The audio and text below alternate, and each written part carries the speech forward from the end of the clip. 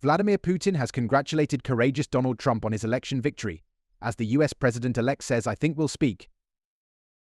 Putin said today he was ready to hold discussions with Trump, with the despot having been impressed with how he handled himself like a man during an assassination attempt at a rally earlier this year. "I take this opportunity to congratulate him," Putin said in remarks to the Valdai Forum in the southern city of Sochi. Trump said he had probably spoken to 70 leaders since his astonishing election win, but Putin was not one of them. But he told NBC, "I think we'll speak." Народы четче и яснее осознают свои интересы, свою самоценность, самобытность и идентичность. Все тверже настаивают на достижении целей развития и справедливости. So you won't hear from the Vice President tonight, but you will hear from her tomorrow. She will be back here tomorrow. It comes after nearly 2 years and 9 months of war after Russia invaded Ukraine halfway into President Joe Biden's presidency. Trump came within inches of death during a rally in Butler, Pennsylvania, on July 13th.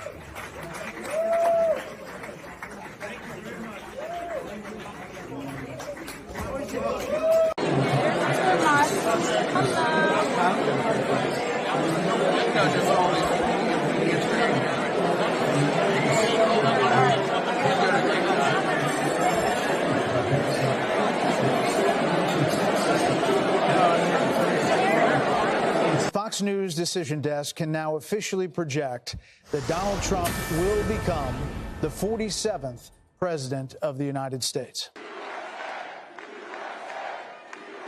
Well, I want to thank you all very much. This is great. These are our friends. We have thousands of friends on this incredible movement.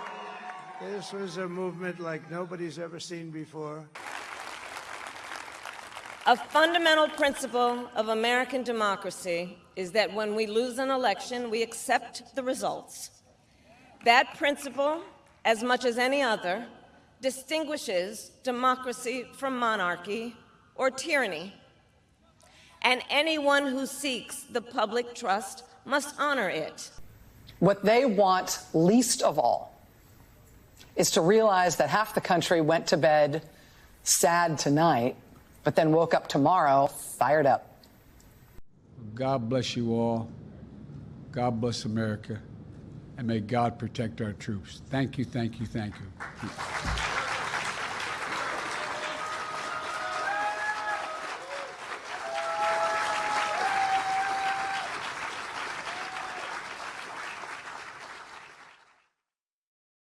Would-be assassin Thomas Matthew Crooks, 20, armed with an AR-style rifle, opened fire just a few hundred feet from the stage.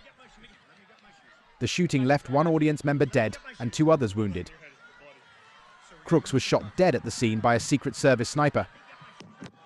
Trump emerged with blood trickling down his cheek after he was shot in the ear, but defiantly raised his fist in the air and repeatedly shouted, "Fight."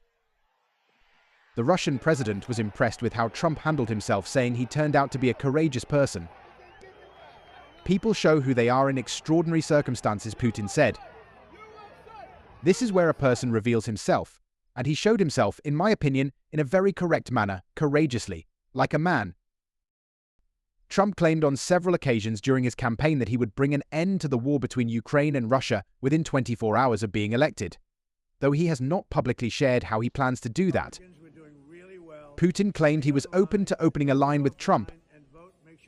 What was said about the desire to restore relations with Russia to bring about the end of the Ukrainian crisis, in my opinion, this deserves attention, at least he said. "I do not know what is going to happen now. I have no clue," he admitted. While the two can speak, Trump's powers as president will not be restored until he swears his oath of office in January. Kremlin spokesman Dmitry Peskov said today that Russia's leadership is keeping in mind Trump's promise to resolve the biggest land war in Europe since World War II. Asked about Vice President Kamala Harris's warning that Putin would eat Trump for lunch, Peskov laughed. "Putin does not eat people," he said. The Kremlin's leader acknowledged Trump's tough re-election battle and said he had been hounded by all sides.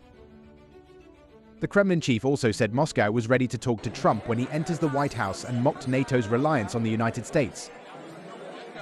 Putin's remarks raised fears that Russia could seek to exploit weaknesses in NATO should the US withdraw from its commitment to protect its European allies. For decades, the US has poured billions of dollars into securing the continent against the threat of Russian invasion. Its expenditure on defense is also more than double that of all NATO's other members combined. The alliance also relies on the US to provide specific military capabilities. But Trump's America First strategy includes making Europe entirely responsible for its security, a scenario which could potentially provide Russia with a military advantage. Speaking at a security conference in Sochi, President Putin seized upon NATO's apparent vulnerability under a Trump presidency. Putin said that without us leadership, NATO would no longer be able to dominate its zone of influence.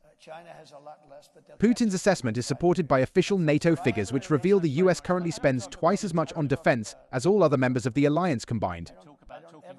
NATO also relies on the US to provide specific military capabilities, such as air power and ballistic missile defenses. Setting out his country's foreign policy agenda, Putin added that NATO was subject to the diktat of the older brother, meaning the United States.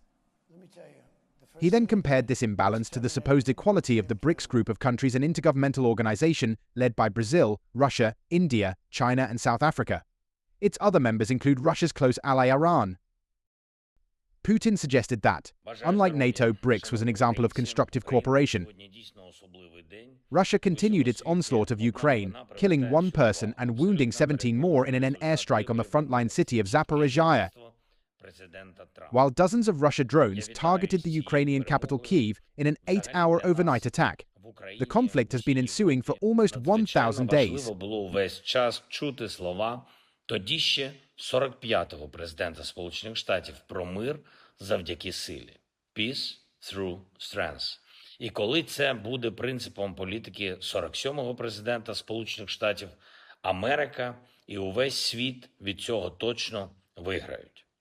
Недаремно так часто тепер згадують Рональда Рейгана. Люди хочуть впевненості, хочуть свободи, нормального життя. І для нас це життя без російської агресії. І з сильною Америкою, Russia is currently deploying 10 times more Iranian-made Shahed drones that at the start of the war, and North Korean troops are fighting alongside their Russian allies on the front line. Putin also said he hoped full diplomatic relations with the United States could be restored, another sign of the accord between himself and Trump. The Russian president blamed the outgoing US President Joe Biden for the current state of relations between the superpowers. Before yesterday's Sochi speech by Putin, the world had been awaiting his reaction to Trump's impending return to office. It was thought the Kremlin chief would seek to play down Russia's support for the president-elect. Instead, Putin was effusive in his remarks about Trump, heralding his bravery following attempts on his life. He also claimed that Trump had been bullied or unfairly targeted by political enemies during his first term in office. Russia is widely believed to have attempted to influence Trump's previous presidential elections in his favor.